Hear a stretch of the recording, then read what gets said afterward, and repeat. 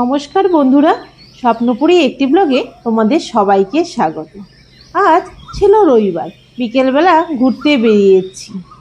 আমাদের ঘোরাফেরা যেখানেই হোক না কেন, ফেরার পথে একবার হলেও ফুলের যে দোকানগুলো আছে সেখানে একটু দাঁড়ানো, তাদের গাছেদের দেখা, ফুলগুলো কী কী কালার আসছে এর আগেও তোমাদের বলেছি।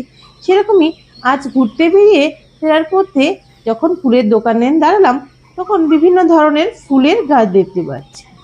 এর আগে আমি দোকানদার কাকুকে বলেছিলাম আমি দুটো ক্যামেলিয়ার গাছ নেব, আমার খুব ভালো লাগছে, কিন্তু ক্যামেলিয়া তো ছিল না। কিন্তু হঠাৎ করে নজরে পড়ছে অনেকগুলো অ্যাজেলিয়া গাছ, আর এই অ্যাজেলিয়া গাছগুলো আমার এত ভালো লেগেছে বলার মতো না। তাই 3টে গাছ আমি নিয়ে এসেছি। কালারগুলো 3টে কালার, দুটো অ্যাজেলিয়া তো মানে থোকা, আর একটা সিঙ্গেল কপি।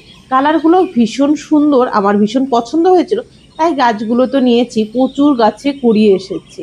এর আগে আমি একটি অ্যাজেলিয়া গাছ নিয়েছিলাম আগের বছরে, যেটা ছিল বাই কালার, আর আমার টবগুলো আগের থেকেই ছিল ঘরে লাগাবো। সেজন্য এই যে এই মাটিটা দেখছো, এর মধ্যে আছে ভার্মি কম্পোস্ট, মাটি আর বালি সম পরিমাণে আমি মিশিয়ে নিয়েছি। যেহেতু গাছগুলো পাতা পচা সার দিয়ে লাগানো, সেজন্য চারপাশে বালি দিয়েই লাগাবো। সবার প্রথমে ড্রেনের ব্যবস্থা করার জন্য আমি এগুলোকে পাথর দিয়ে নিচ্ছি।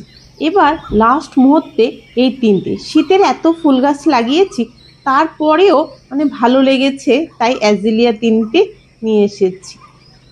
একবার মনে হয়েছিল গাছগুলো আনবো না, কিন্তু শুধু গাছ আনলে তো হবে না, তাদের প্রপার লাগাতে হবে, তাদের যত্ন আত্তি করতে হবে, টাইম দিতে হবে সেইভাবে। তো প্রথমে মনে হয়েছিল আনবো না, কিন্তু এত সুন্দর ফুলের কালারগুলো দেখে লোভ সামলাতে পারিনি, তাই নিয়ে এসেছি।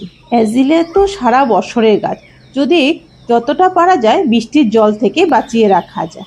একটি মানে গরমের দিনেও ফুল ফোটে, আমার তো ফুটেছিল, তখন ফুলের কালার সাইজটা ছোট হয়ে যায়। এই যে এখন লাগাচ্ছি, এগুলো অনেক 1-2 বছরে অনেকটা বড় হয়ে যাবে, আর অনেক ঝাপালো হয়ে যাবে। যদি কারো কেনার ইচ্ছা থাকে অবশ্যই এই সময়ই কিনতে হবে, কেননা এর পরে আর এই গাছগুলো ঠিক পাওয়া যায় না। অ্যাজেলিয়া সাধারণত ভীষণ স্লো গ্রোথের গাছ, এগুলো বড় হতে অনেকটা সময়ের দরকার হয়। আমি যে টবগুলো এনেছি, যেহেতু কাগজের প্লাস্টিক ছিল, এটা আমি কেটে শুধু টবটাকেই বসিয়ে দিয়েছি, যেহেতু পাতা পচা সার দিয়েছিল তোমাদের আগেই বললাম। চারপাশে শুধু মাটি দিয়ে শুধু হালকা করে মানে ভিতরে ঢুকিয়ে দিয়েছি টবের। একদম খুবই সাবধানে গাছগুলো লাগাতে হবে। আমি তো এইভাবেই পরপর এক একটি করে গাছগুলো লাগিয়ে নিচ্ছি। এই গাছগুলো লাগিয়ে আমি কিন্তু প্রপারলি রোদের মধ্যে একদম রাখবো না, কিছুদিন একটু ঠান্ডা ওয়েদারে রাখবো। ঠান্ডা বলতে একটু রৌদ্র পাবে, সূর্যের আলোটা কিছুটা সময়, আর বাকিটা এভাবেই রাখবো।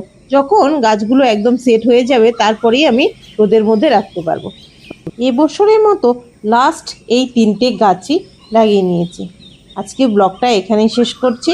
ভালো লাগলে একটি লাইক করে দিন। ভালো থেকো, সুস্থ থেকো। ভালো লাগলে লাইক, শেয়ার অ্যান্ড সাবস্ক্রাইব অবশ্যই করুন।